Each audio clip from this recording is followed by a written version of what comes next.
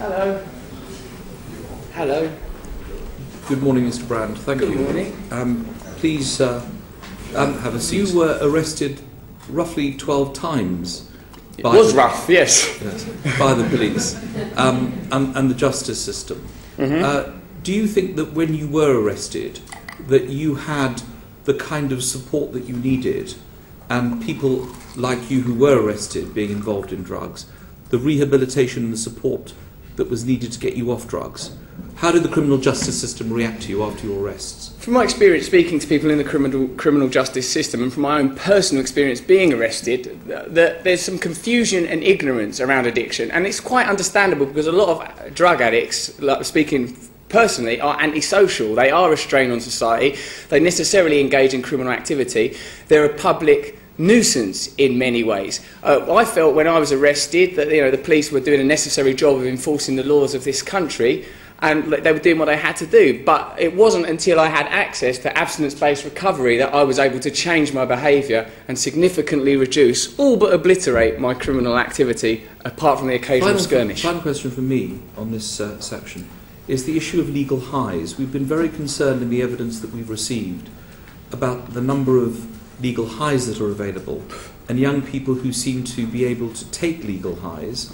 Whenever they are banned or proposed to be banned, a new legal high emerges. Do you think that this is something that does affect young people? Is this now the drug of choice for young people? I don't know because I'm not young enough anymore, but I know that young people will always want to get high, and I think that what we need is a pragmatic approach to this. In a way, for me, as I said before, Keith, it's insignificant the substance that they're using, whether it's alcohol, illegal street drugs.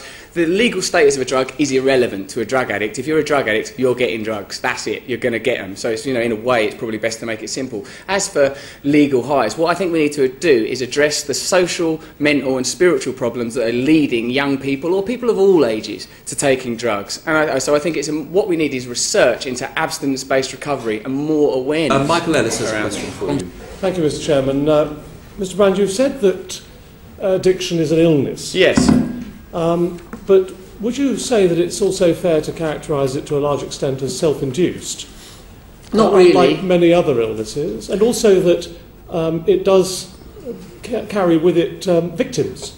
Many people who are on drugs commit offences against other people, do they not? So it differs in that respect as well, doesn't it? And when one's looking at the criminal justice system, doesn't one also have to have some compassion and consideration for the victims of crime where those crimes are committed by people under the influence of drugs? Michael, I'm very glad you've asked me that question. It's a very important question and it's one that we need to address. Of course, the victims of acquisitive drug-related crimes are important and need to be taken care of. We were with Chief Superintendent Graham Bartlett the other day of Sussex Police, a wonderful man, a good civic-minded gentleman.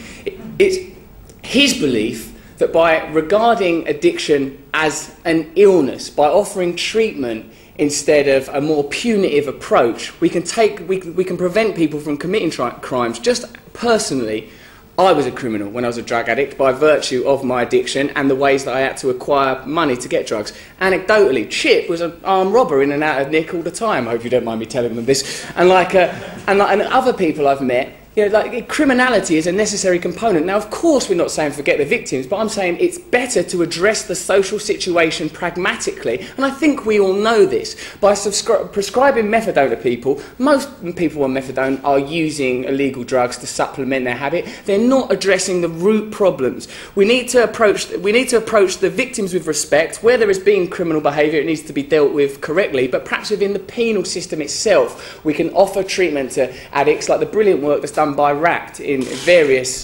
institutions and prisons. So you would say there needs to be carrot and stick, would you? I don't think there needs to be a carrot or a stick. Both of those things seem like bizarre metaphors. I think what there needs to be is love and compassion to everybody involved. If people are committing criminal behaviour, then it needs to be dealt with legally, but you need to offer them treatment, not simply out of some airy-fairy that's all old hands and hug liberalism, but because it deals with the problem and it prevents further crimes being committed. Addicts that get clean at one day at a time through abstinence-based recovery, generally speaking, stop committing crimes. That's better for victims, it's better for the addicts, it's better for society.